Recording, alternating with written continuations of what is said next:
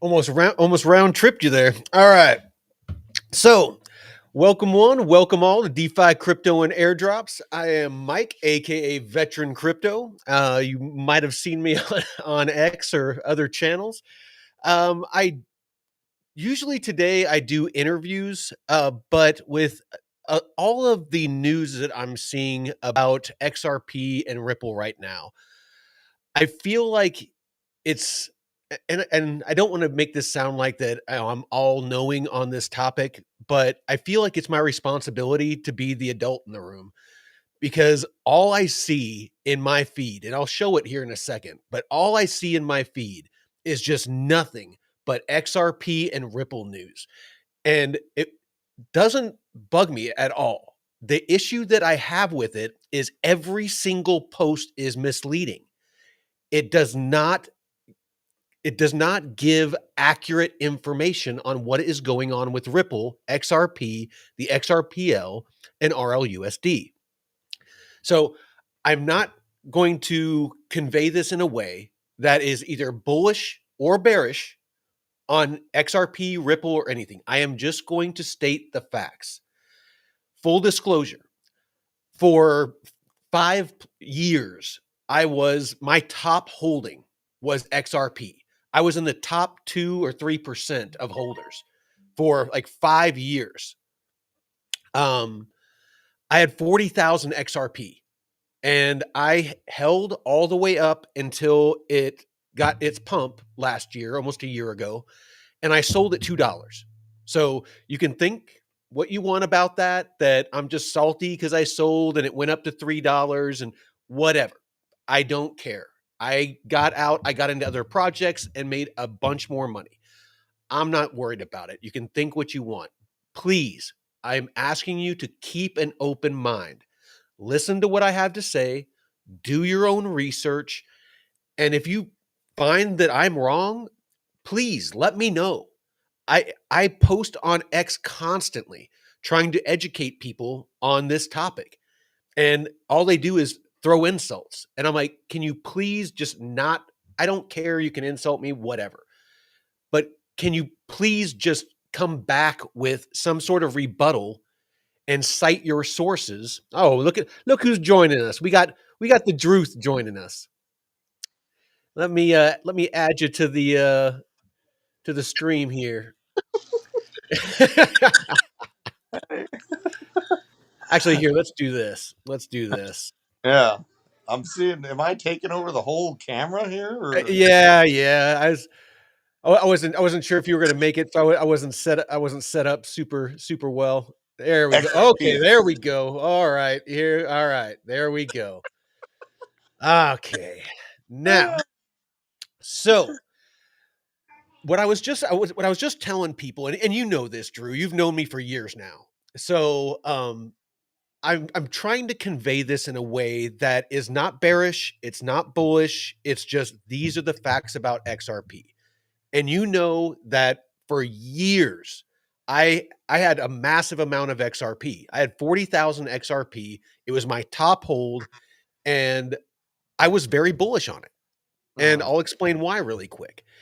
Is when XRP was the only asset that could move value on the XRPL, I saw what everyone talks about. I saw where it potentially needed to be a high valuation to move the value that Ripple was trying to move. Totally. It just made sense. It wasn't just a gas token. It was the vehicle to move value. However, what I've seen is that they've been talking to banks and institutions. Those banks and institutions told them, we don't want to use XRP, a volatile asset, to move value, where if we send $1 billion and it moves 1% during the transfer, we just lost $10 million. Right. That's they can't do business like that. So Ripple said, okay, we'll make RLUSD, a stablecoin backed by the US dollar. Is that okay? And they said, absolutely. We love that idea. And so they came out with RLUSD. That is why I sold my XRP. XRP is becoming a gas token. What do you think? Well, I mean, the original rollout of XRP was almost that it was going to be, it was like the first attempt at a stable coin. It's such an old altcoin. There wasn't really stablecoin development at the time when XRP came out. Um, and then, I held XRP before Jay Clayton put the lawsuit on XRP. And I went through that whole time. Like, I remember buying it. It was like my fourth crypto buy. I bought it for like 17 cents. And what really lit me up was the money that Ripple. So Ripple was selling XRP on its holders' heads, and then Mhm. funding Greenpeace attack campaigns against Bitcoin with the money that they were, gathering from dumping onto crypto holders' I didn't know that. heads. So that was a culturally unacceptable thing for myself to accept.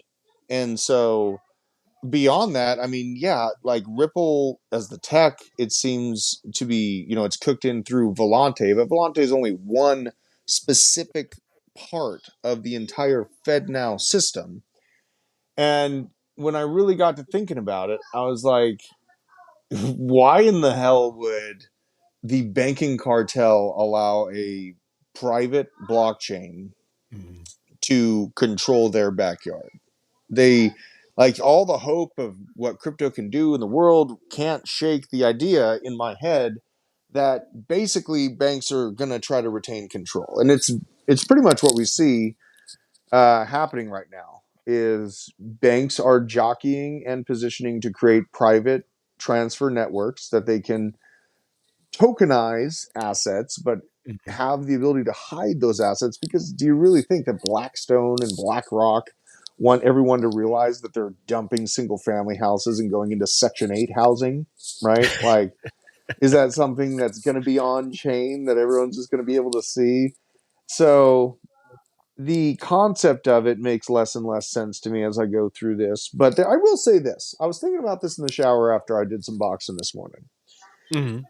They have XRP holders, token holders, are violently optimistic. Yes. And violently optimistic cults do create movements, right? So there is that portion of it. But if Bitcoin does indeed lose $88,000, you're going to once again see XRP at 40 cents. Mhm. So it is a altcoin, and I don't want this to be like everyone's trying to paint it as something better than Bitcoin and something that is stronger and more clarified than Bitcoin. There is, think about this, Mike, and this is playing into. We can kind of talk about this a little bit on the show here because I know we're sharpening our sword Yes. for the poking of the eye of the bear here, but 70% of altcoin liquidity is provided by Binance to all exchanges. Mhm. 70% of all exchanges rely on Binance's liquidity for these altcoins, right? October 10th showed me, yes, we see a lot of positioning and a lot of hopes from Paul Atkins to tokenize the whole world, but they do not control this. And they're not going to tokenize the entire US economy until they feel confident they do have control of the situation. Right now, who's in control is old Chinese wallets, right? Old Chinese exchanges, old Chinese connections. And yes, people go, he's not Chinese, he's Canadian. Okay. I Mhm. understand that his current residence is in Canadistan. I understand that it's not him that's the CEO, it's Dick Tang, but second in charge Is his is wife. Yi He. Right. And she owns at least 10% stake. It doesn't even disclose the actual amount of stake that she holds. She's a co founder of Binance and she's his wife, right? So if Mhm. we're thinking about, like if CZ's actually pulled out of the picture, it's not real.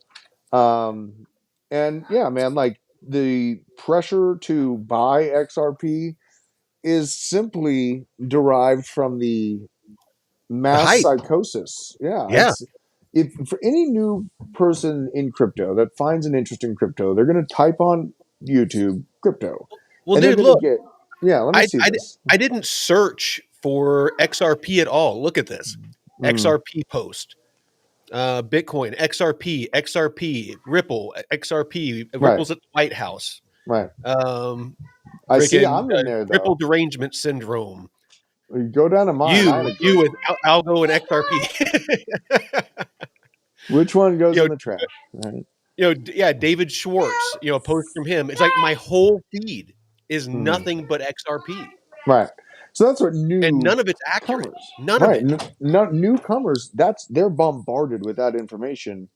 So if you're new to crypto, it must be true, right? Like, and that's Yeah, something that. What up, Seth? Good to see you, bro. What up, Josh? What up, Flippa? Flippa's in here. What a G punk drummer. Yeah, this yeah. is. He said the legend Druth has emerged. It's something that like I have to acknowledge how psychotic the cult is, but also it is a mirage that is just a well controlled and constantly pushed narrative. And if Well, Bitcoin does lose 88, I'm thinking that XRP is going back to 40 cents. You know, Well, I think it's important to note, just like the psychology of that, of the hive mind is people, and I'm guilty of it too. Everybody is. If you hear something enough from enough different places, yeah. then you just think it must be true. It Hmm. happened before the internet, with all the news outlets.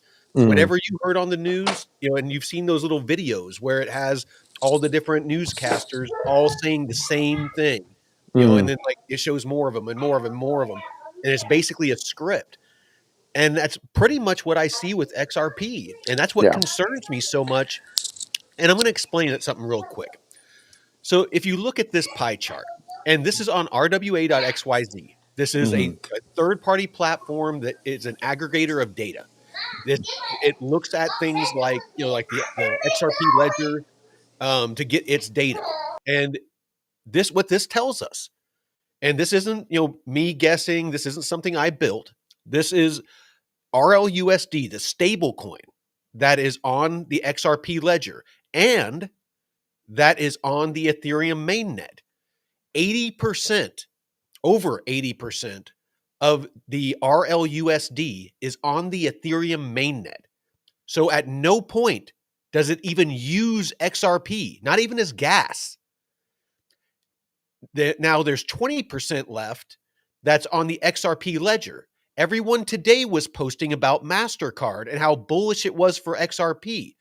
No, it's bullish for Ripple, the company, and it's bullish for RLUSD because it's going to be those payments are going to be moved on the XRP ledger, but the value is going to be moved with RLUSD.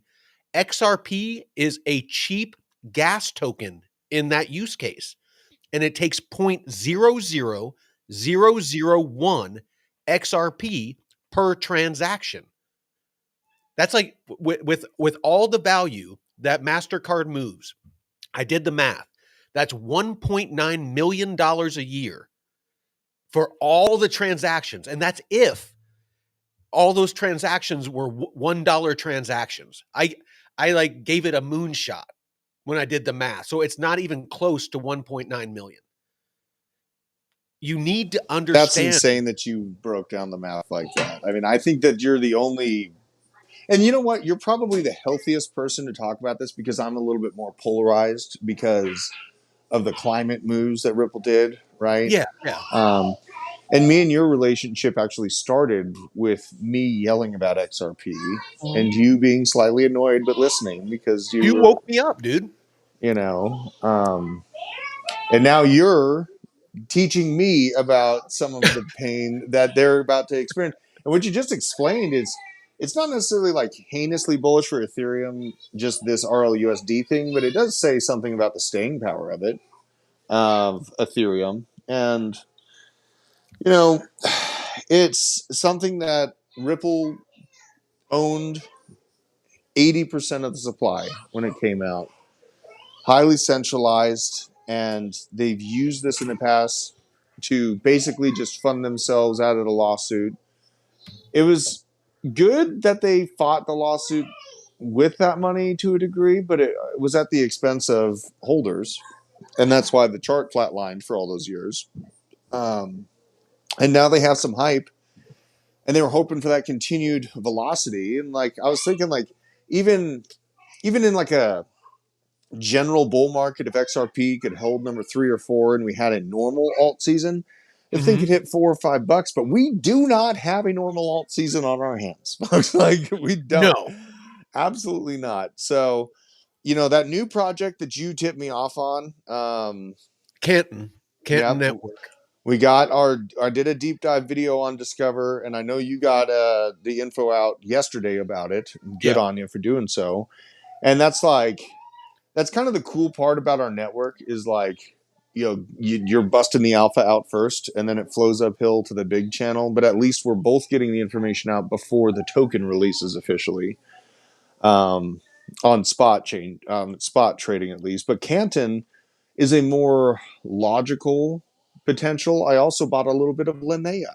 I bought a little bit of Linnea because it's not that I want to here's give up. that Canton that Drew's talking about on Mhm. RWA.xyz. Is up Mhm. until a couple of days ago, Ethereum was the number one with 443 RWAs on chain and about $12 billion worth of value.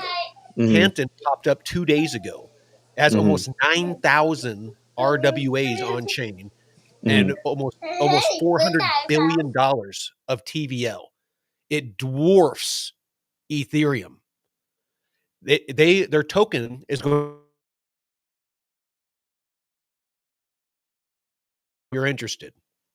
Oh, Yeah, no, yeah. I lost you what you were saying there a little bit, but I'm Well, gonna well, carefully DCA Canton into is this. launching on all the major exchanges on the 25th of November.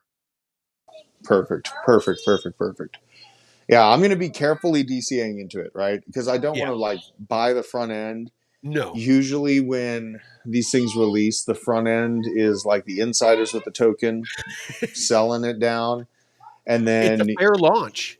Like it's a fair launch. they're not holding any tokens. And something else about it, they didn't allow VCs into it. So maybe I actually might have to go a little bit heavier on the front end, because usually those dumps when tokens release are VC insiders rubbing their hands together, getting ready for retail door to open, and then they just gush onto the market, but they weren't allowed into this. And there's also IBM, Microsoft actively testing on it. Like, I've not seen the amount of big companies actively testing on anything out of the gates like I'm seeing with Canton. So, or Cantor. Isn't it Canton or Cantor? What's the official name? Canton. It's a Canton. CANTON. Okay. Can make So tons of money. there's 6 trillion plus on chain. Right. Then that tells me that they're lining up, and those are probably on-chain commitments between Citadel, Paribas. Ooh, Mike just went off. Am I still alive? One in chat. One in chat. Are we still alive, Mike? Yeah. Yeah, Okay, we're still okay. live. You got cut off for a sec. So this $6 trillion number that they're talking about on assets on chain, it could be just committed assets to come on chain between the consortium of Blackstone, Citadel, BNB Paribas, like all of the different massive firms that are backing this thing could have committed that amount and have tested in with this first chunk of $400 billion. But I don't think that I've ever seen anything with this much commitment from the big ones ever in crypto. And it's rolling Yeah. out when everyone's basically like packing up their bags and leaving the market, which is a perfect time. If I'm BlackRock and Blackstone and Microsoft and IBM, I want all of the plebes out of the way and uninterested before I roll this thing out. I really, really do. So, So yeah, no, it's I'm very excited about Canton for sure. But one thing I'd like to get back to XRP. One thing that I was really bullish on when I was holding XRP was the SEC lawsuit. And I want to break that down really quick because there's something that I've been saying recently that I haven't seen anybody else mention. We all thought that XRP, and in a way, it was bullish for crypto. But everyone thought that Ripple was fighting the SEC on behalf of XRP holders. I see it a little differently, because if XRP was found to be a security, then they would have had to pay a bunch of fees or fines, and they also would have a fiduciary responsibility to XRP holders, just like if it was a stock. And so they spent hundreds of millions of dollars to fight it, but they've made billions of dollars selling XRP on the heads of XRP holders. They have no financial obligation to XRP holders. And with the XRP they've been selling, yes, they've been buying and acquiring companies, and trying to become a bank and a financial institution and things like that. Very, very bullish for Ripple. Very bullish. Very bullish for XRPL. But XRP is not a stock, and it does not give you any legal contract for ownership, for equity, for profits from Ripple whatsoever. You need to understand that. That is core to what XRP is. And again, RLUSD replaced the majority of the use case that was going to make XRP a high valuation. XRP, you can buy 100 XRP as an institution, and it would probably last you for a couple of months or a year, doing transactions all the time. Because again, it takes a fraction of 0.00001 XRP to do a transaction. You can do thousands of We need to transactions. condense your knowledge on this into punchy mind dribble that is what XRP Army listens to. Because you're giving so many facts that it's going to go over their heads. I think we should actually start making shorts for you explaining this in a concise manner. Get this out, because it's most of the hopium is on TikTok and on Instagram and on Facebook that I see.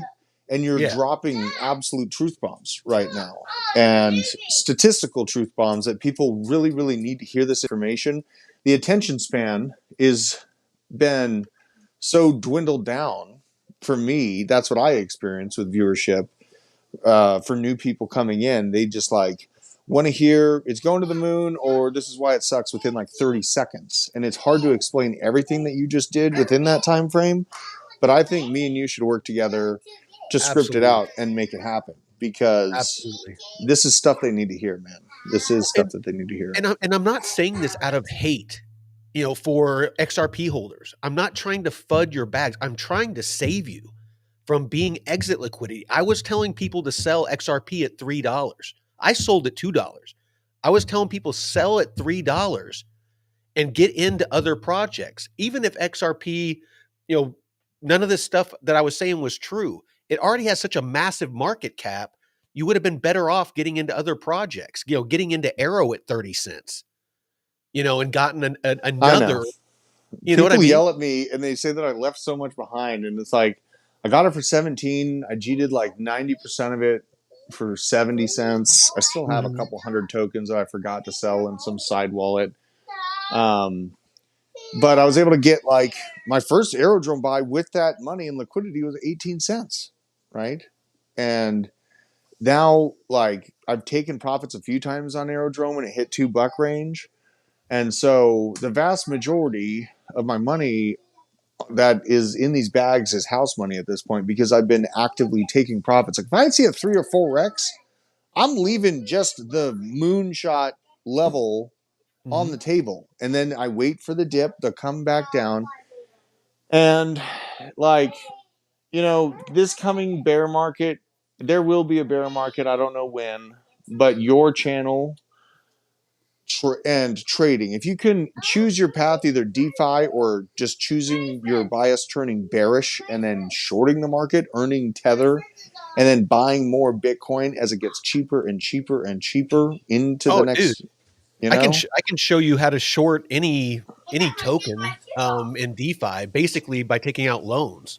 So you basically loan it out, and then you take a loan out on the on say ETH. If you want to short ETH, then you take a loan out on it, because when you pay back a crypto loan, You pay back the amount of the token, not the dollar amount. Oh, So yeah.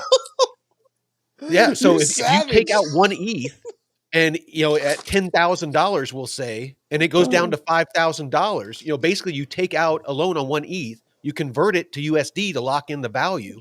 Oh And my when it God. dumps down to 5,000, you use half of that to buy that ETH back, pay back your loan, and keep the other Yeah. $5,000. Yeah. And, I see someone says short XRP, then I will. When Bitcoin breaks below 86K, I'm going to short the living shit out of XRP and most altcoins. Yeah, Absolutely. Here, let me see what these babies need. What's I up, know where. honey? And Folsom, I saw your comment. Oh, we got Pat McCrotch is in here. your pops, your pops showed up for the XRP alpha.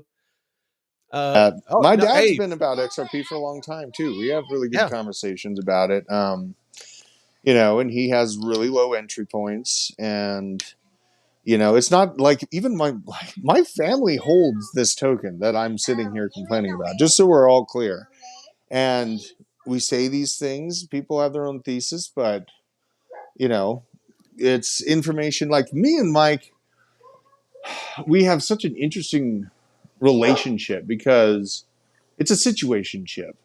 We have been up against a hive mind of lies in the crypto space.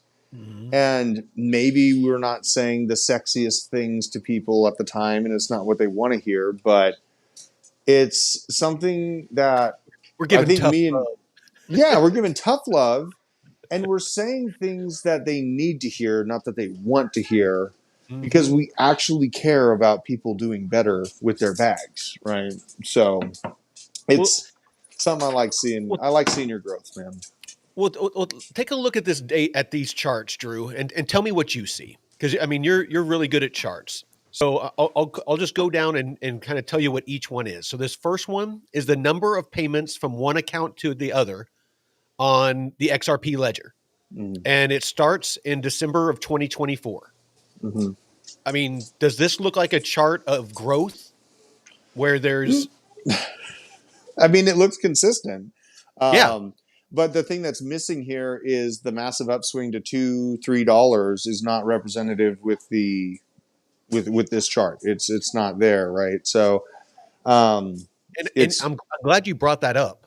Price mhm, skyrocketed, but the use of the network didn't. right, They weren't right, correlated.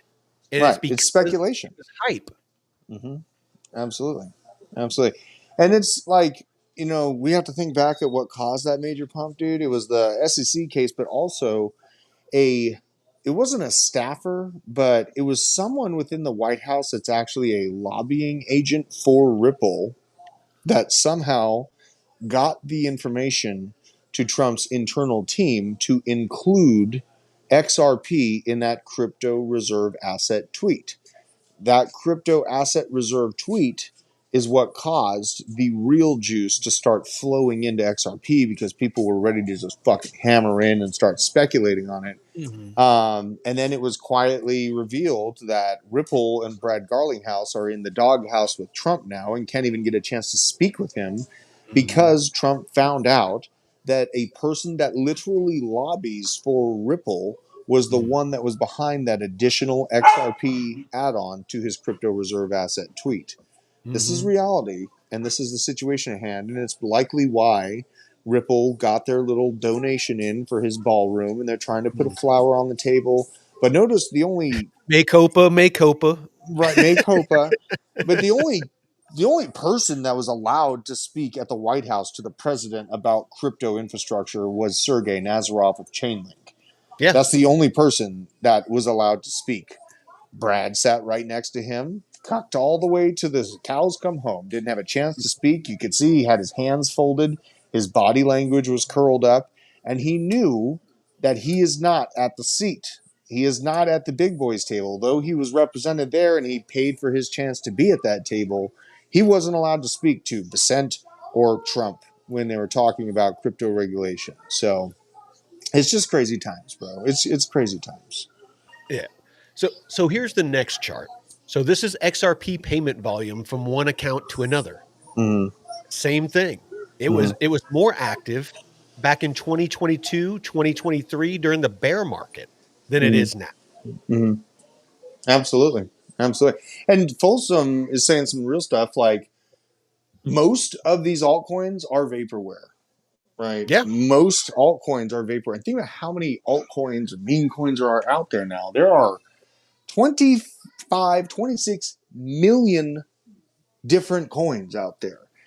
Like Pump Fund, 97% are fit that category. right. Pump Fund created millions of these things. And then you have all of the different chains jockeying, well, we got to get a meme coin deployer out and we got to let everyone tokenize everything. Base has got Zora, which tokenizes literally a picture I put up. If I put up a set of words and make a sentence on a Mhm. social media application that's on blockchain, it turns that into a token too. So Oh, everything that yeah, I and it do, pumped out fun. I had to create a meme coin just so I could stream on it. right. And so when you think about this, it's oversaturation, a thinning of the herd is required, and there will be a consolidation of power.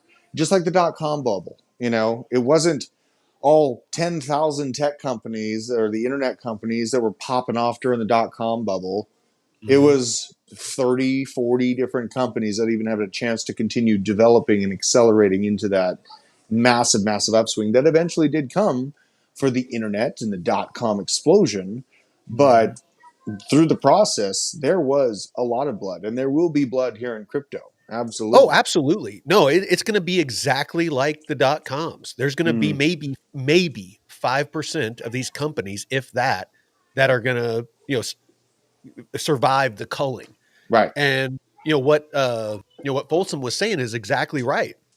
Is it's gonna come down to we have been 100% in a speculative market because there Hmm. was no adoption, there was no guardrails, there was no regulation. So nobody could operate, legally. So it Hmm. was basically just a bunch of people saying, this is what we're building. This is, the pain point we're trying to address. Buy our token. We're awesome. Hmm. And that's what the market we've been in for the past. And that's why this one's different is we're getting regulation. We're getting the guide rails and you're getting institutions that are starting to invest. Institutional money does not move like retail money. Right. Right. Institutions, they do not put their money into vaporware. Hmm. They do their due diligence. If they're Hmm. investing in things like Chainlink, if they're investing in, like solid projects, like Bitcoin, you know, they they have, like I was talking about before, with the SEC and Ripple, they have a fiduciary responsibility to the people whose liquidity they manage to ensure that they protect those assets. And if they're found to, be breaking any rules, there is huge penalties for that. Right. So we're moving from a speculative market to a utility market. And it's going to get to the point to where if these projects cannot prove their utility, yes, I want you to use Bitcoin. If they I love cannot this prove picture. their utility, they are going to go away. Hmm. Yeah. And that's something that's hard for people to accept, but it's just something that I think it's better if me and you talk about this before it happens. And it doesn't Mhm. matter. They're still going to come at me 2 years from now, a year from now. You didn't warn me, and I didn't want. And they won't admit that they've been ignoring me for years, right? They'll Yeah. just come back on the big channel and yell at me because I was wrong about the super cycle and stuff. And it's like I've been acknowledging that this bull market is statistically different ever since we hit all time highs. Like ever since we hit all time highs and spent, I think, like 300 days ranging at all time highs Mhm. while ETFs were live, it's like, what the fuck is going on here? And then the yen carry trade wipes out like $3 trillion. And then Mhm. the Bank of Japan's like, you know what? We're going to keep rates low. Everything's fine, you guys. Like, no, this is great. And then we get the inauguration. We pump up to 107K from the inauguration and the pro Bitcoin president. Great. But the problem that I've seen, especially within the past week, is that Trump and Xi within China completely undid all of the tariff war bullshit that's been going on since March. They wiped Mhm. it all off the table, and the market didn't give a fuck.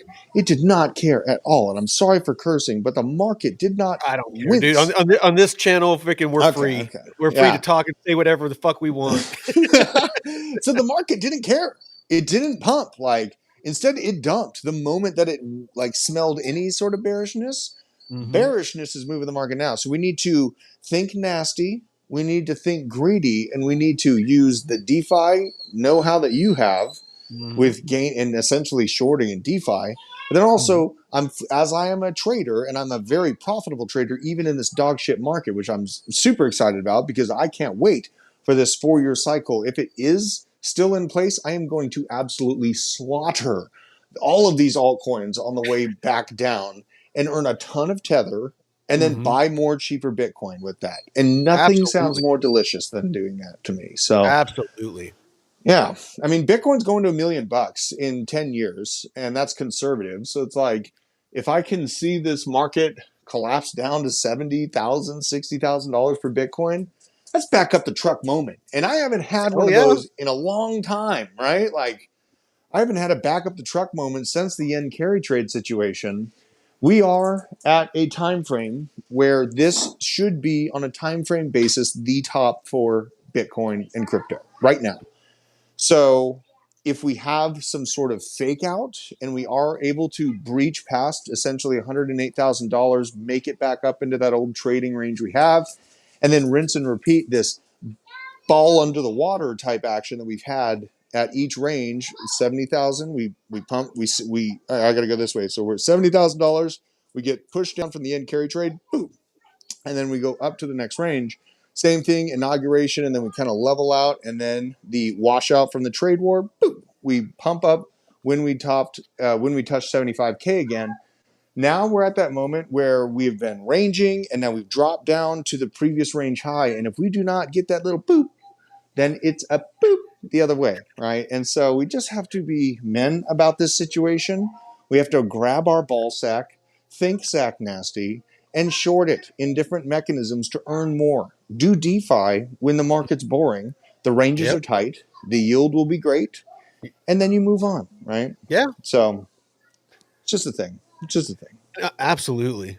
And here's another chart. Number of active accounts.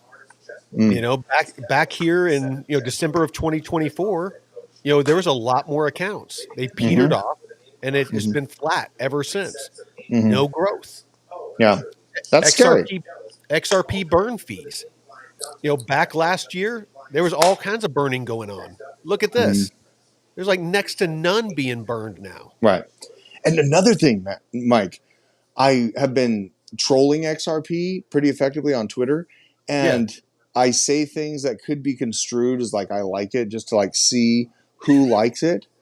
And it's all fake women accounts, bot accounts. Like they get the adrenaline and the serotonin from these fake women with hot pictures, and they go like what you're saying, and there's like 20 of them, and you're like, holy shit. Like, if you're a guy that thinks with his dick, then you're going in and you're posting about XRP every single day because you got all these babes that love what you're saying on X, and they're all fake accounts. They're like some bot farm in, Indonesia or whoever the hell Brad Garlinghouse paid. There's somebody. I'm glad you said that. There's somebody behind, all of these, influencers that are dedicated to XRP. That's all they talk about. Yeah, and some of them are retarded. There's a bunch of just basically retarded influencers out there. Yeah, but there's a couple that are. But every time Ripple has an event, like the Ripple Swell, they're all there. The Ripple party that to celebrate the SEC victory, they were all there. Think about this. It's a growth hack for an influencer trying to make a come up. They need views, and it's a growth hack for them to post about XRP or to post about Algorand. AJ, I laughed about this when he started bull posting about Algorand, even though he didn't really fucking believe in it, because he got so much hype, love from the community, and he wanted to grow. All he cares about is his visibility out on X, right? Yeah. I told him straight to his face, this is exactly like pitching your tent in the back of someone's fucking backyard just so you can eat their food and then move on. Oh, yeah.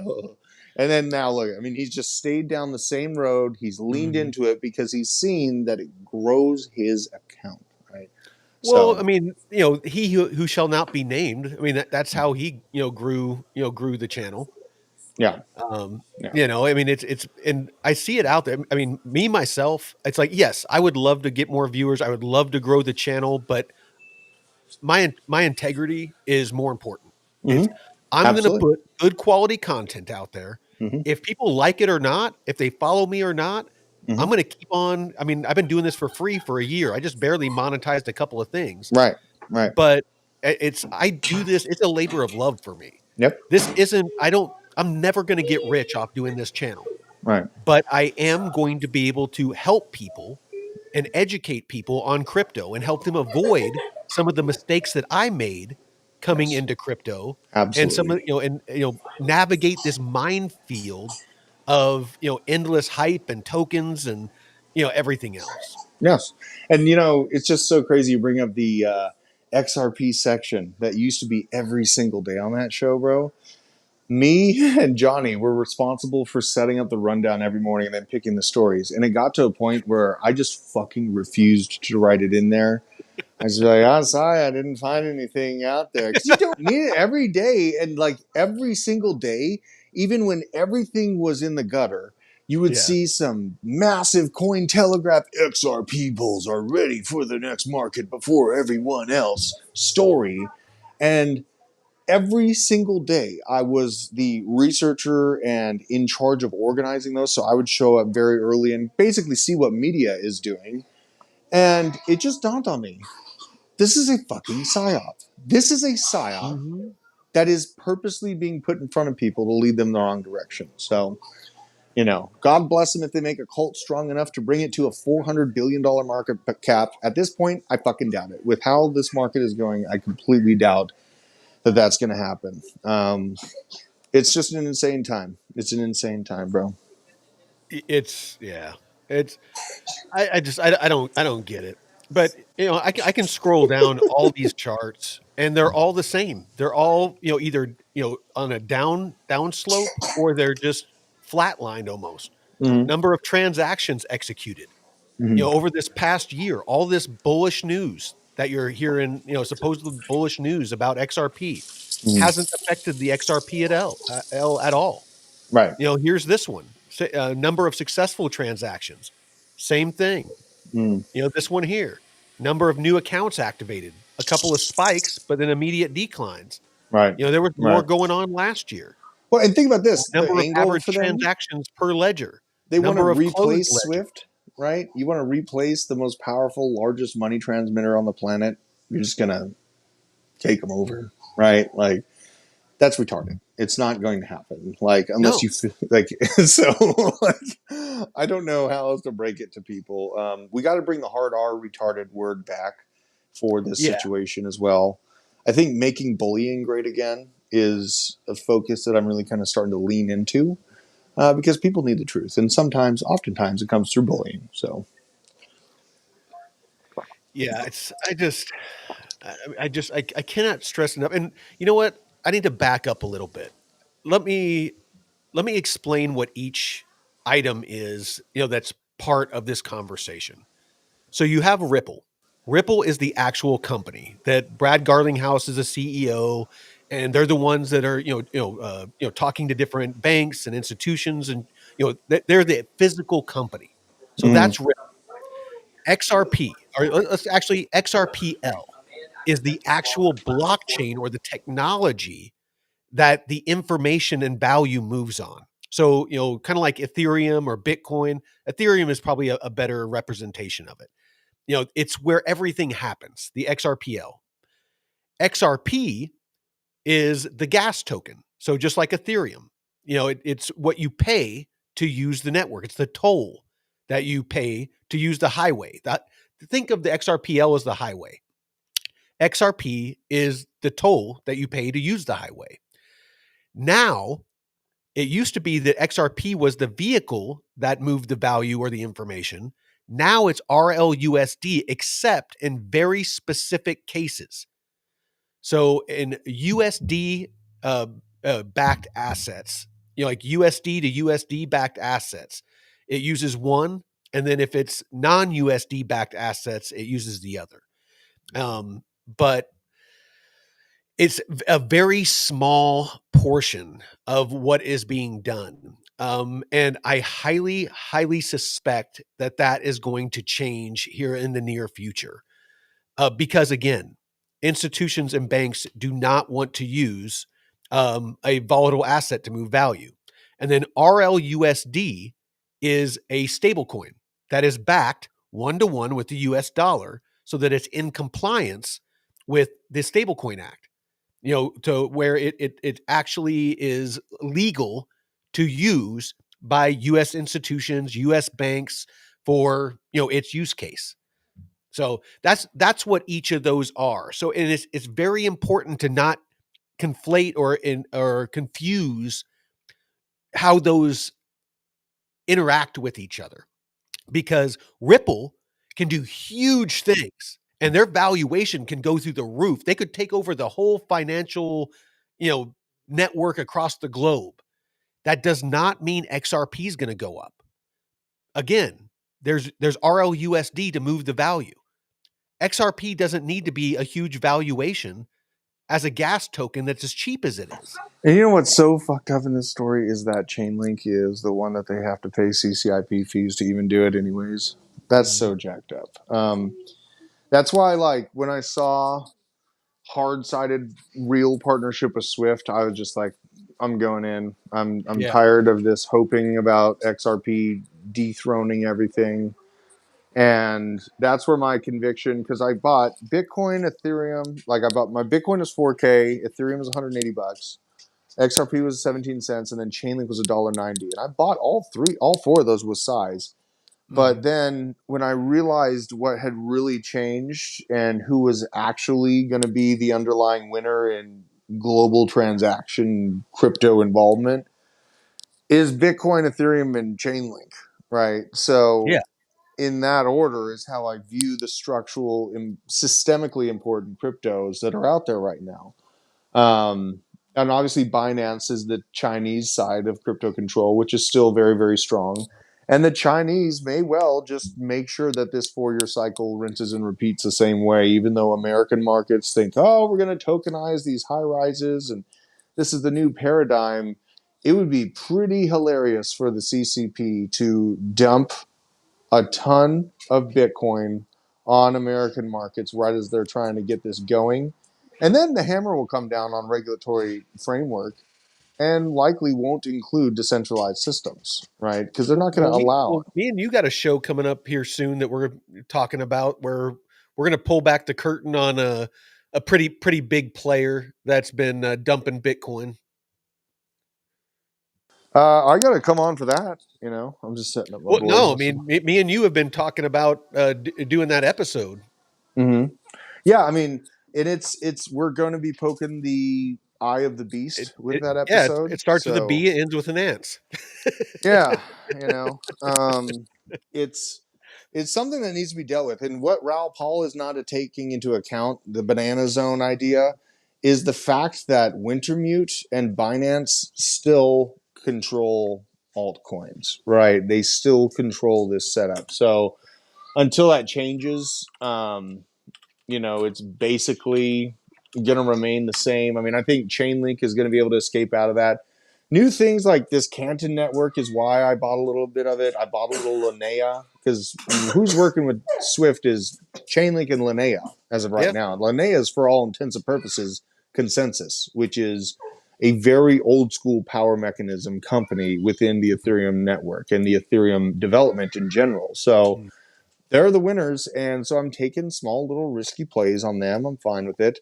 And yeah, dude, like I understand that Raoul Paul, he puts up nice charts and he talks about global liquidity in an eloquent manner, but he is not taking into account the chaos factor of the reality of our world that we live in right now. And that's where I can pick holes through his thesis all the way through every every sentence he says. Almost I can poke holes into. So, and I shouldn't be able to do because apparently I'm a hillbilly near Alabama. Why is someone like me able to poke holes just because I've been?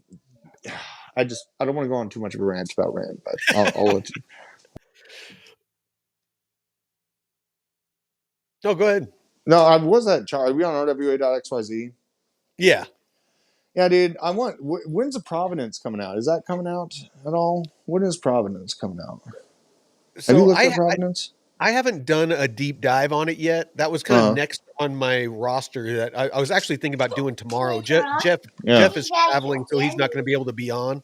So I'll be on by myself tomorrow. But I'm thinking about doing it on Provenance. I might come on with you. You know, like if I can do Let it me like know. this and just walk around my house ranting with you, I mean that's great. Yeah. You know, No, that's fine, dude. You know, so yeah, it's But just yeah, like look at Providence. I mean, it's just been insane. freaking steady climbing. It's insane. So, you know, and just it, guys, like if we are heading into Thunderdome and this is just a 4-year cycle repeated with no euphoria and Bitcoin falls and altcoins go extinct for a lot of them. Yeah. Just change your thesis, right? You have to adapt with your environment. The happiest animal in the jungle is the chameleon. He can change with the environment. He can blend in. He can work with his environment that's around him. It's not the lion, right? It's the chameleon because no one sees him. They leave him alone and he can make his money, eat his leaves, and no one bothers him. So if we just go with the flow, and I'm taking a if this, then that type approach to this market right now, you know, not setting my expectations way too high, but I've been saying this for a long time. A 5X is a 5X, and you're outpacing inflation. So, Hey, what's up, Josh? oh snap! What up, Josh Dallas? Sadness. Do you have the ban button in this? Josh was actually in Hawaii, camping on my property about a week or two ago. Whoa, man! We got to build you in like a Moab button or something like that, so we can get Sack Nasty taken care of every now and again. Oh yeah, give him the hammer. Yeah, we definitely need to. Well, I need to think come from up with where something you like come that. from, a Moab is more appropriate, right? Or something For me, thick. yeah. Just Or have a like a warthog. big. I have a big bunker buster like landing and just this giant mushroom cloud going. Absolutely, absolutely. We smoked him out, folks. But and you know what? And then have Trump talking about when they went in and killed that terrorist. He's like, he was crying, you know, like a little baby. And he's like, the Navy SEALs came through the wall with the dogs. Rebel, this is definitely a show worth rewatching too. I mean, I think Mike just broke down very mathematically why XRP is not going to hit $20 even. And then we dove into so many things that I think creators are afraid to admit to because they're tied to that community. They have pitched their tent in the backyard of XRP and they can't leave. Look, if you say anything that is even construed as being negative about XRP, they just come at you like rabid dogs. Right. I know. I want to Imagine box if your like the whole main channel. one. We should find a main influencer I can just box, and I'll be Chainlink versus XRP or something like that. That's always been on my mind. You know? Oh, dude, I'm 51 years old, and I'd go into the ring. I'd freaking throw some bows. But no, man, it's just imagine if your channel, imagine if Discover Crypto or Blockchain Basement was just 100% all you talked about was XRP. All your viewership, all your sponsorships depended on you talking bullish constantly about XRP, and then you put out anything that we've talked about on this episode. Anything that is remotely bearish about XRP, how it would destroy your channel. Yeah, I mean, you lose viewership, and you don't really. I've learned to gain viewership from riling them up and making them argue with me. So that works, but they do kind of resemble Democrats. It Poke is a the very hornet's nest. yeah, and I'm fine. I got a thick skin, and I've been through crypto and the culture of crypto. Now I'm on the inside of crypto. And I will say that a vast majority of creators are veneers of what they show. They are not reality. And it Well, you is, would know. I mean, you've been yeah, in this, absolutely. crypto sphere and gone to the different, Bitcoin Nashville and, all Mm, the different conventions. So you've seen how they are off, off right. camera.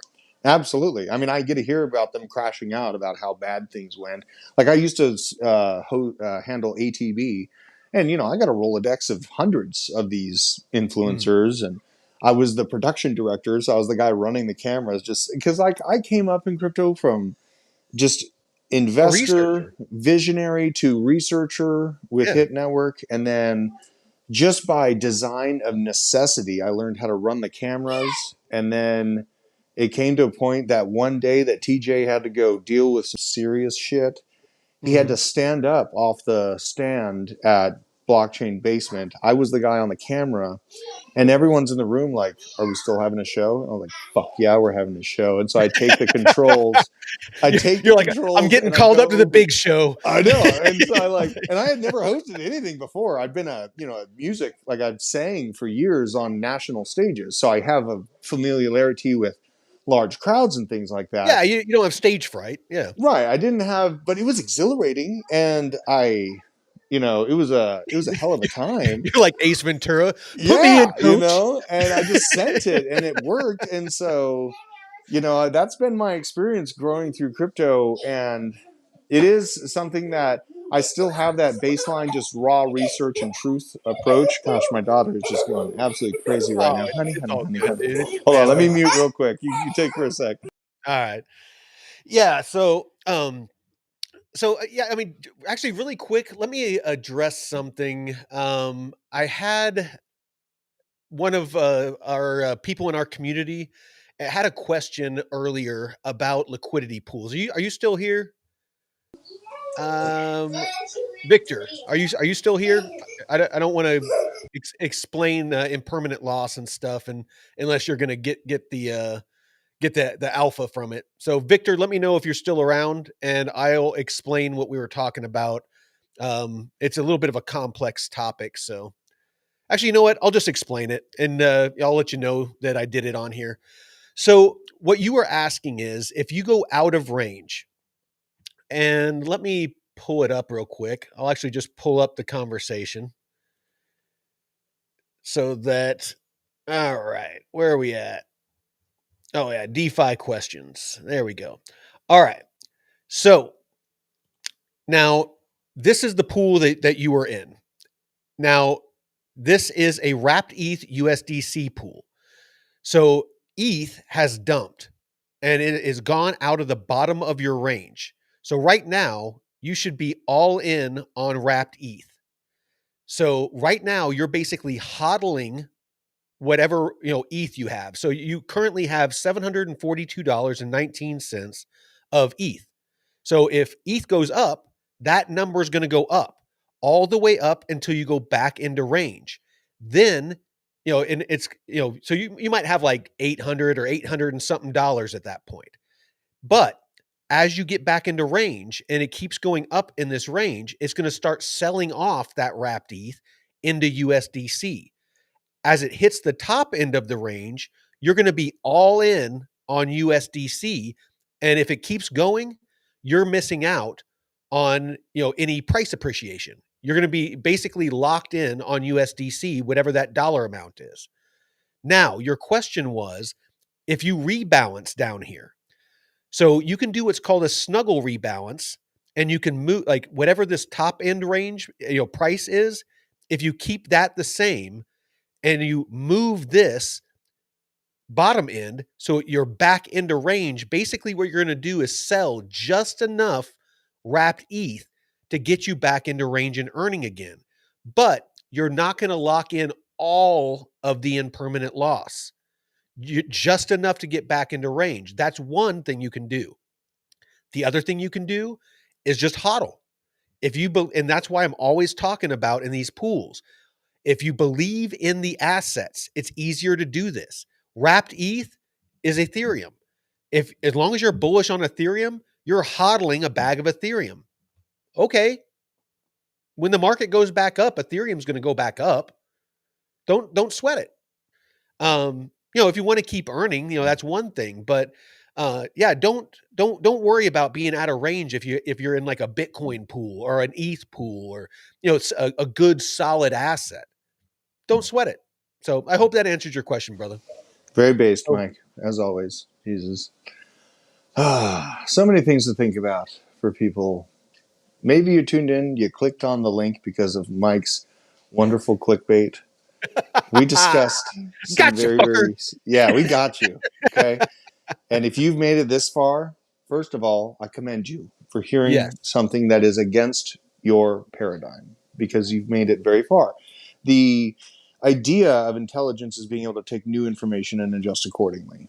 And it is important for us as people that want to invest in the most disruptive technology likely since the pen. And now we are in the midst of AI rolling out and crypto.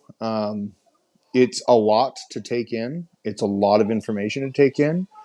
Me and Mike do our best to consolidate it down to our human bite-sized chunks.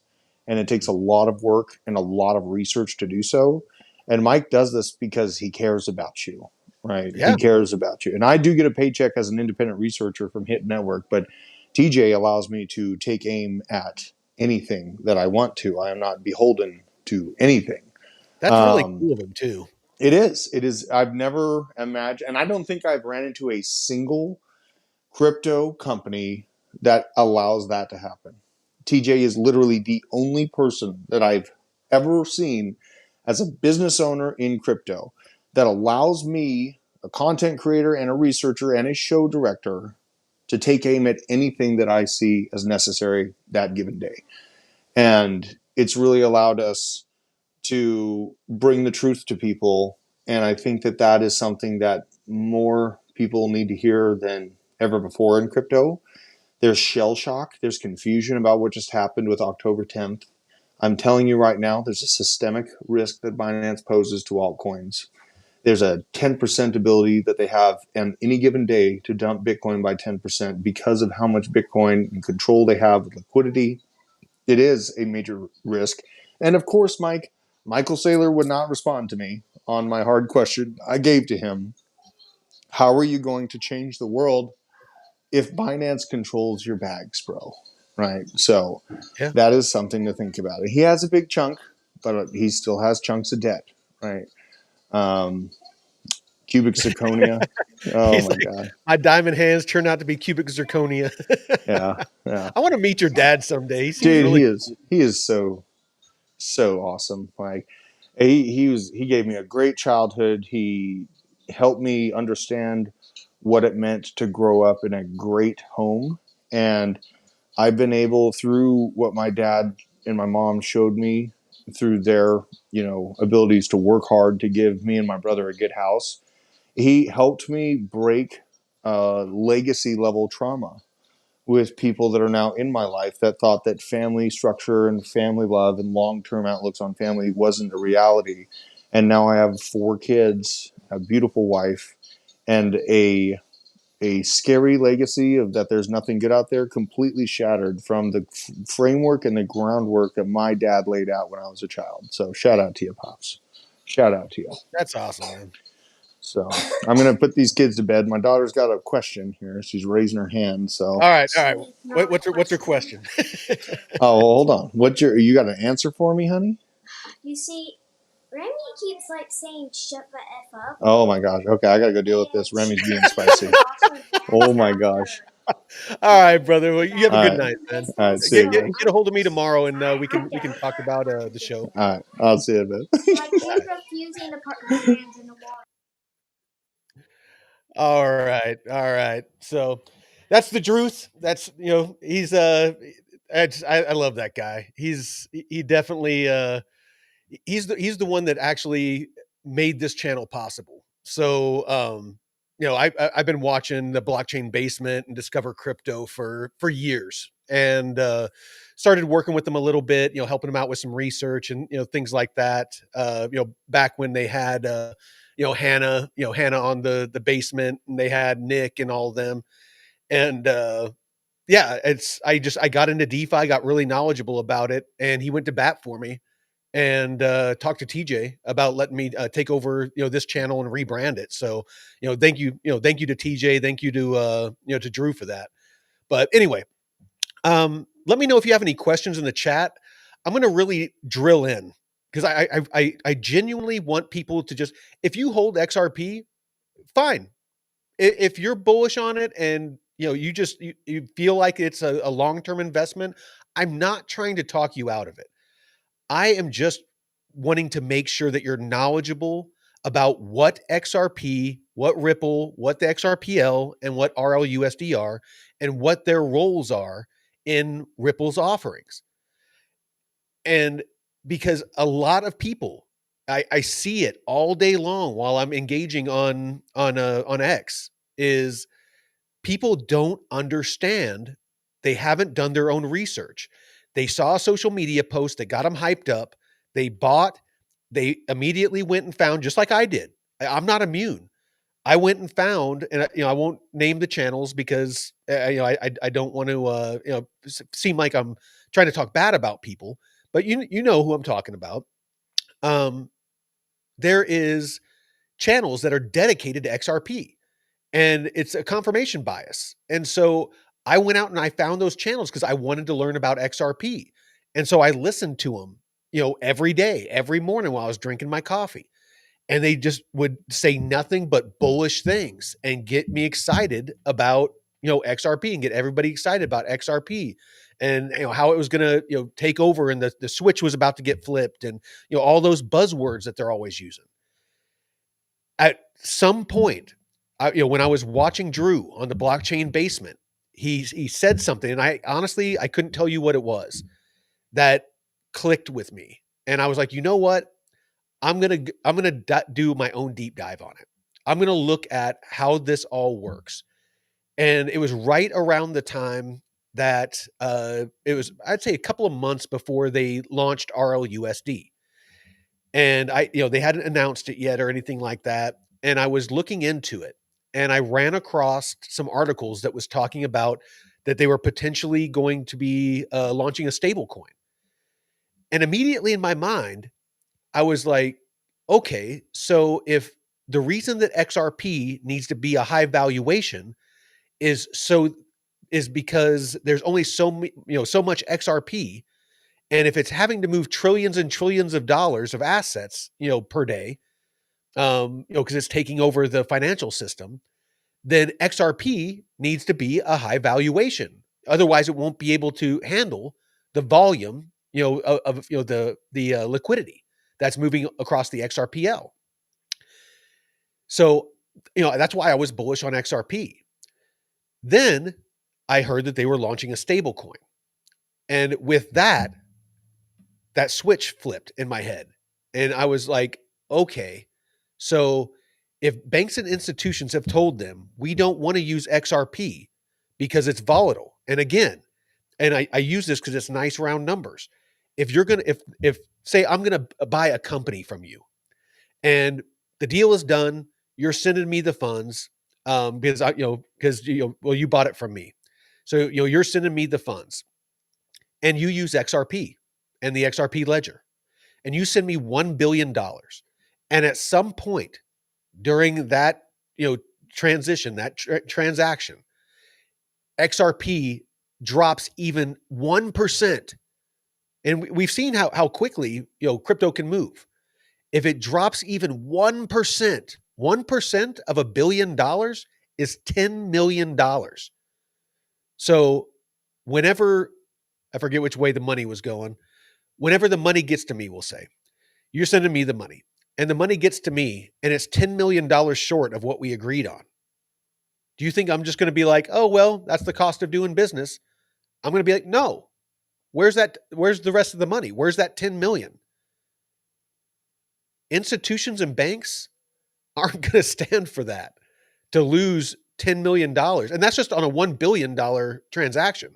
There's plenty of larger transactions that go on out there. 10 billion, 50 billion, there's some large amounts of money that move around. People aren't going to lose money in transactions. unless it's a fee that they understand it's part of, the cost of doing business. Now, RLUSD is a stable coin that's backed by the US dollar. If you send me $1 billion, I am guaranteed to get $1 billion. Banks and institutions can get on board with that. Now, XRP, as part of that transaction, again, all it is a gas token. It's to pay the gas fee. And the cost of a transaction on the XRP Ledger, it's awesome if you're wanting to send money. I've done it. I've sent family members money using XRP. It costs next to nothing. It costs 0.00001 XRP to send a transaction. It doesn't matter if you're sending $1 or $10 billion. It costs a fraction of a cent or a fraction of an XRP. There is no reason in that scenario that XRP needs to be $100 or $10 or, $10,000. There's absolutely no reason for it. You need to understand what you're invested in. And again, I'm not telling you just believe what I'm saying. I would be just as guilty as the people that are feeding you nothing but bullish information. What I'm telling you is prove me wrong. Go online. I'll tell you where to go. Go on my account on X. Every single comment that I make about XRP, I reference or I cite where I'm finding my information and data. A lot of it is from Ripple's own website. The XRP scan is the official, explorer for the XRP ledger. The data that I was showing earlier, it is from the official XRP ledger website. The data is directly from the XRP ledger. It's not like somebody created it and threw it up. It is 100% legit information. If you have any questions, join our Discord. I'm on there constantly. I am more than happy to answer your questions. I genuinely just want to ensure that you're fully knowledgeable about what you're invested in.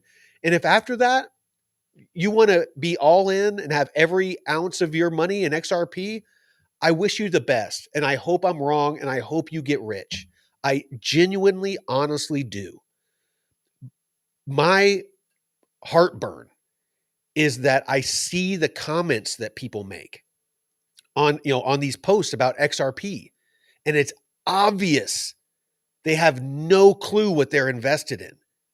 And it's like watching somebody, driving, 100 miles an hour towards a cliff, and I'm on the side of the road telling them there's a cliff, and they're not listening. That's what I feel like day in and day out. And again, and I'm not saying sell all your XRP. I'm just saying you might want to de-risk a little bit. I was telling people to de-risk at $3. We're almost at $2 now. If were bullish on XRP and you would have listened, you could have bought back in and had more XRP. I don't know how else to say it. There's just, you really need to make sure that you're doing your due diligence on what you're investing in.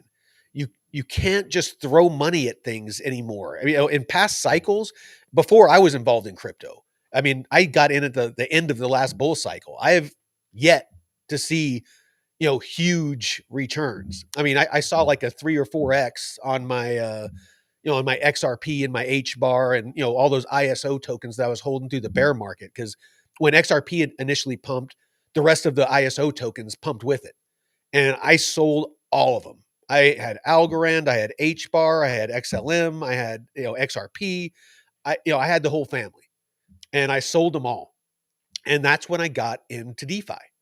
I bought Aerodrome, I bought Morpho, I bought, a lot of the stuff that I have now, and made a bunch more money. And I learned DeFi, and I started using DeFi to stack more free crypto. Like I think just recently on these past, big dumps, I spent like a couple $100, plus and up. Actually, I take that back. I spent about $5,000 on Bitcoin about a month or two ago. But other than that, I've spent like $100 here, $100 there to plus up my bags just to feel like, that I'm, getting some more. But all of my bags, like about like 4 that I can name, I started with $800. And a couple of them at one point were worth like $8,000 before, all this dumping, of course. But I 10x'd my money just using liquidity pools.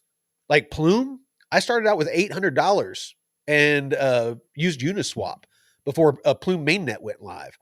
And I was making, thousands of percent of yield on my Plume pools.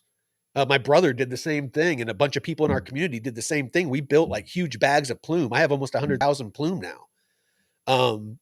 Yeah. So I mean, if Plume does anything, if Plume goes to $1, then I'll have 72 grand. So basically, what I'm trying to say is, put your emotions aside. I'm not calling your baby ugly. I know XRP, I know we can all get passionate about our projects. You need to be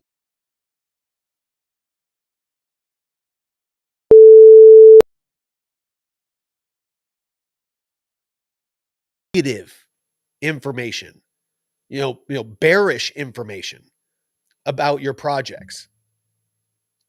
Oh, looks like I lost you there for a minute. But actively seek out information that is contrary to your bullish outlook. And make sure that you verify it, both good and bad. Make sure that you verify the information, because information is only as good as, how accurate it is. If you're just believing every single thing that's posted, good and bad, you're going to get wrecked. If you believe just the good, you're probably going to get wrecked. If you believe just the bad, equally, you're probably going to get wrecked. You're going to potentially sell an asset that is going to do great things because you saw some bearish information. I know I made a bunch of money on Sol during the FTX debacle. If you weren't around for that, FTX was an exchange that went tits up because the Sam Bankman-Fried was doing a bunch of fraud. They were, propping up Solana for the longest time. So when that happened, Sol dumped hard and went down to like $30, $20, something like that. And I backed the truck up because, we all know, Solana is a monster. And so I loaded up on a bunch of Sol, it pumped back up, and I want to say I sold it like $100 or $120, something like that. Made like a 4 or 5x on it. And it was because I bought the FUD. Everyone was saying Sol's dead, Sol's over. Not everybody, but a lot of people. And I took a chance because I saw, what Sol was, before all of it. Just everyone, it was the middle of the bear market. Everybody was already, fudded out, and you know how people get. So anyway, XRP people got him. who did they get, Drew? Sam Bankman-Fried.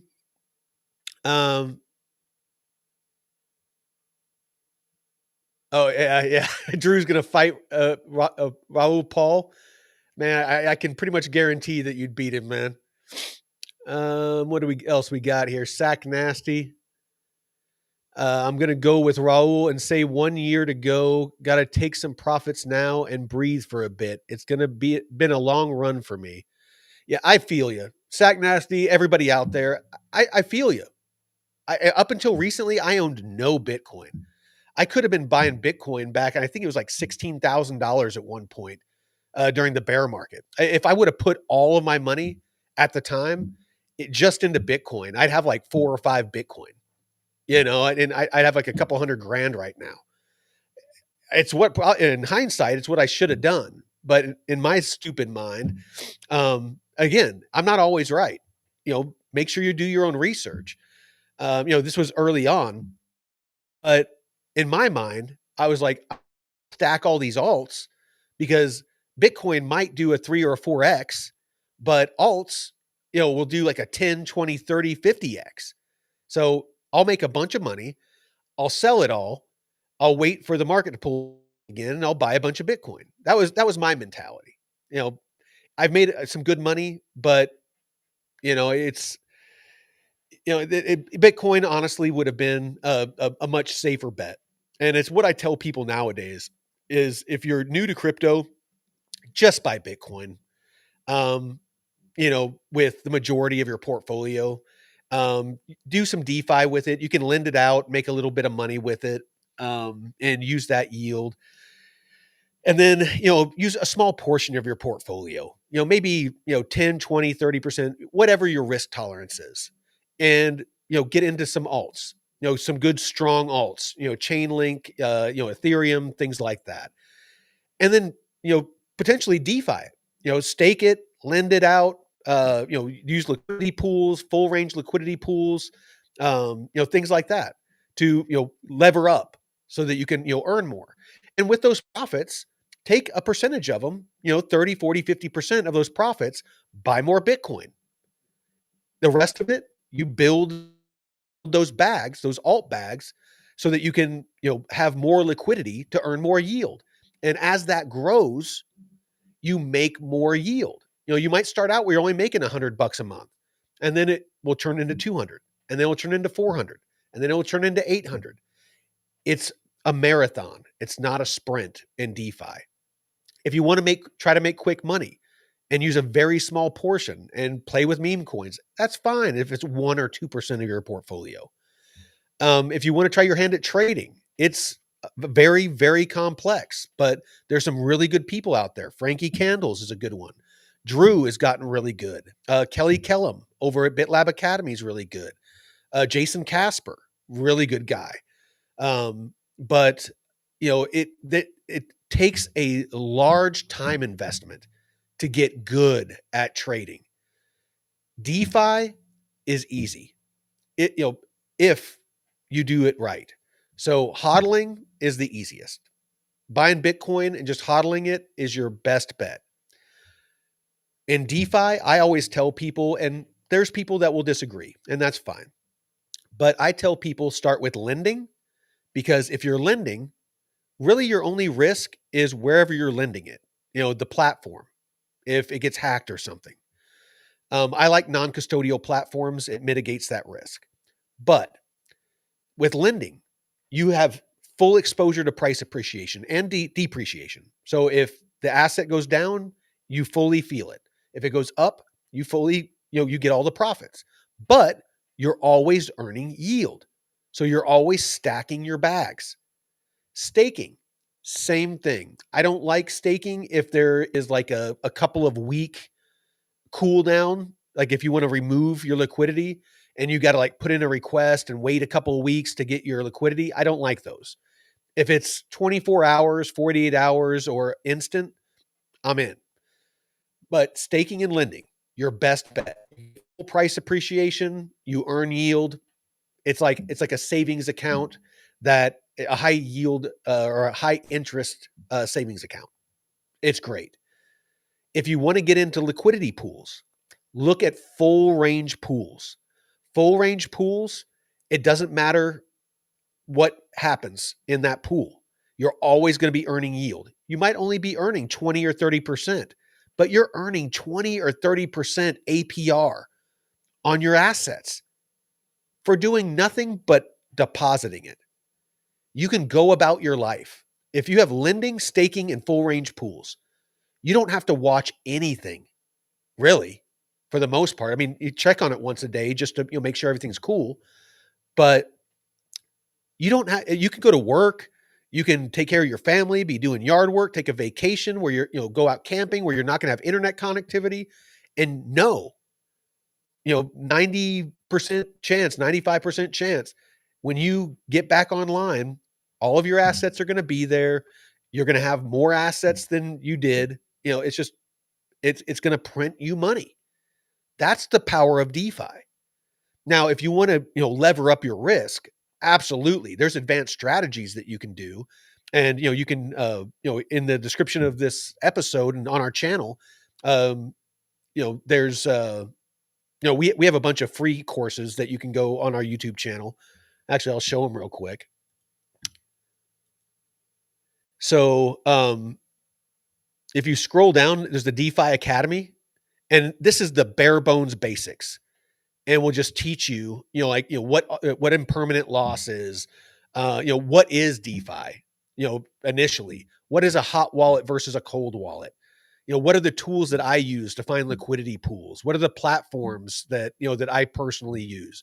And, and how each of those work. We did an aerodrome tutorial that talks about aerodrome locks and how each week, you can, get airdrops, basically, of, crypto assets, just from voting. Basically you lock, lock liquidity, and for that you vote and you earn money.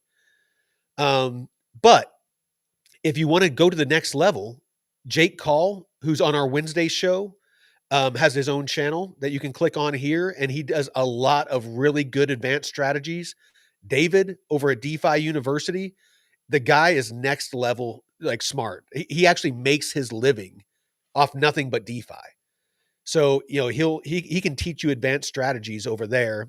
He has a membership of $97 a month. You can find the link again in the description. And we do make a little bit of money off of that. Doesn't cost you anything extra, but he gives us like kind of a finder's fee for, steering people his way. Just like to be, fully disclose, these kinds of things. Again, I'm all about integrity. So, but it's a great value. It's $97 a month, and you get Monday through Friday daily live calls with him and the rest of the community. And they talk about advanced strategies like borrow lending loops and ways that you can take, say $100,000 worth of Bitcoin. You can lend it out and earn, take out a loan against it while you're still earning, take out a loan against it, take that loan, re-lend it out, borrow against that, re-lend it out, borrow against that. And you can basically loop, and you're levering up your risk at the same time. So you need to understand before you do these things, what that entails. But it is a great way, if you do it responsibly, to lever up your earning potential on a limited, amount of assets. It basically gives you a lot more liquidity to earn with. So it's the term is levering up. So anyway, let's see if we got any questions. Base network is a majority of my bag now. Yeah, same here. I almost exclusively use base network whenever possible. I'm pissed right now at Plasma. As soon as I'm able to get my liquidity out of this pool that I'm in, Plasma pool, I'm never going to use Plasma again until they can show me. For days now, I've been trying to get my liquidity out of this pool. I love Base though. The gas fees are cheap. It's fast. I've never had any issues with it. Ethereum, I avoid like the plague. If the network gets busy, the fees get expensive. But Base, I personally think it's the future of DeFi and RWAs. There's a lot of cross integrations, interoperability, even with Plume. I've seen Morpho.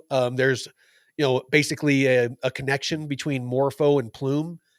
And a bunch of other connections too. I won't dive down that, but I've been going for a while here. Yeah, about an hour and a half. Let me think. How should we end this episode? So really, I want to stress that, will you make money off XRP? Yes, you are going to make money off XRP. What could that look like realistically? I personally, and I don't do price predictions, but a lot of people out there that are a lot smarter than me, and I've looked at their, numbers and how they came to them, $6 to $8, here in, the next year, in a year or two, I could see that happening. A 3x or something like that. I could see that happening. Especially with, the hype machine that, XRP has. However, is it going to go to 10, 20, 30, $40 or more?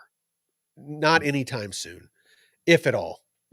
Honestly, when we get out of this, of this environment that all of crypto has been in, of speculation, a lot of these prices on a lot of these projects that we love are going to get really real, really fast.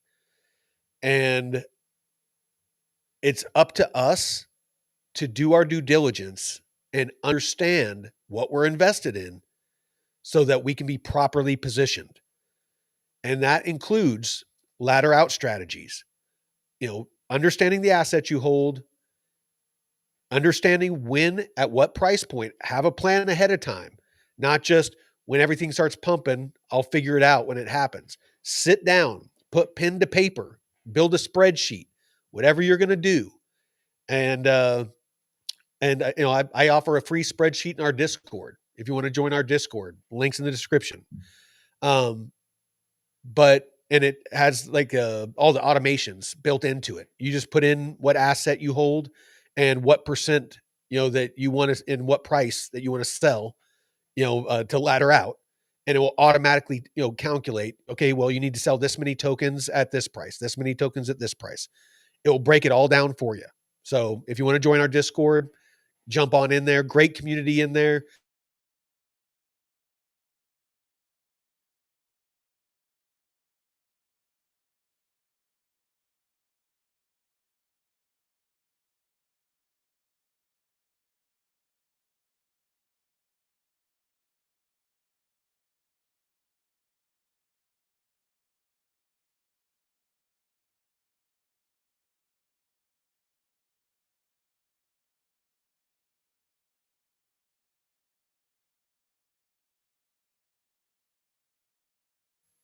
There we go. So, are you going to ladder out into stables? Are you going to ladder out into Bitcoin? What is it that you are going to ladder out into to lock in that value? Because it's one thing to invest in crypto and think that you're going to get rich, but what are you going to do with it?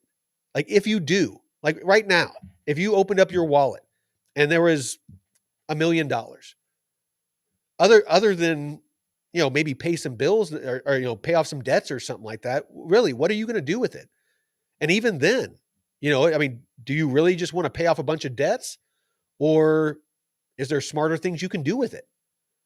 Could you take a portion of it and DeFi it to where, like instead of paying off, say, a $50,000 loan, could you take $10,000 of that, put it in somewhere where you could earn 10%, easily, on USDC, on a stable coin. I know a couple of places I could tell you right now, you can earn 10 to 15% or more on stable coins and, earn, $800 or something like that a month off of it, and use that $800 to pay the bill, to pay on that debt. And you still have $40,000 that isn't dedicated, to in that, USDC, that $10,000. So you still have $40,000. So you can use DeFi to generate income to help you pay bills. I highly suggest, if you're doing something like that, that you do something that's not risky. Like don't go getting into, some meme coin liquidity pool.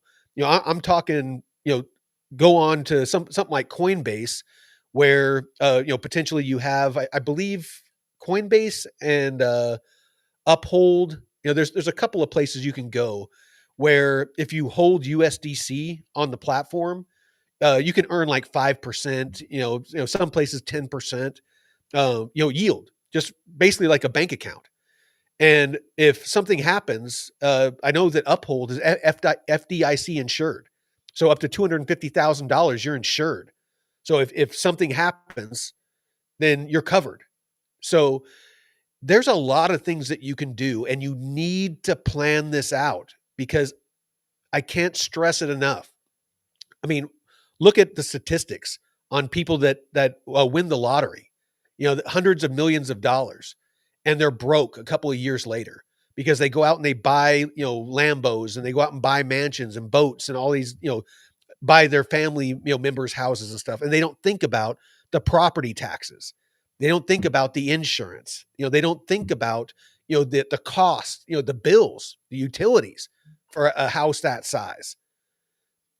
You need to figure out what you're going to do with your profits so that you can earn more and you can continue to grow that so that you can really change your life. So, what up, Jay? All right. Well, I'm going to let you all go. I've been going for almost 2 hours. I'm going to go get some dinner, but I hope this helped out, people out there. If you're, invested in XRP and maybe you weren't fully knowledgeable about it, I hope this helped. If you're invested in any crypto, and I hope this inspires you to go and really dig into that project and learn and ensure that you fully understand what you're invested in, because you might be invested in vaporware and you might be the exit liquidity for somebody else that does their research and gets out, when the price is up, and basically uses your liquidity to get out. A lot of this is a really expensive game of musical chairs, and the music's playing right now, and everyone's happy and everyone's dancing. Well, not happy and dancing. The prices are down, but when the prices start pumping, you're going to see it. Everybody's going to be euphoric. Everybody's going to be thinking everything's going to the moon, and everyone's going to be happy. And the smart ones, the more excited and the more happy and the drunker people get, on the euphoria, you're going to see the ones that aren't, drinking the euphoria. They're going to start sitting down in the couple of chairs that are available, and they're going to take their profits. And the people that don't have the emotional discipline, they're going to keep dancing around and drinking the euphoria, and they're going to, be spinning and not paying attention to what's going on. And all of a sudden the music's going to stop, and they're going to look